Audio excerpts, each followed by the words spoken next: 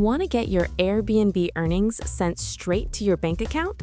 Let me show you exactly how to set it up in just a few minutes.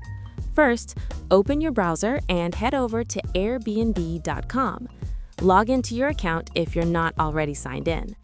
Once you're on the home page, click your profile icon in the top right corner, and from the drop-down menu, choose Account.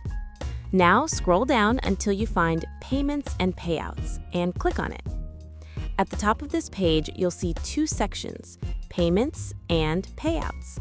Select Payouts, then click Set Up Payouts. In the center of your screen, choose Add Bank Account and hit Continue.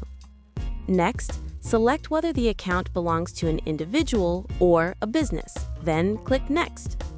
Now enter your bank details, including your routing number, account number, and bank name.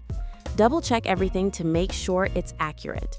Follow the remaining prompts on the screen, and once you've completed all the steps, your bank account will be successfully linked to Airbnb.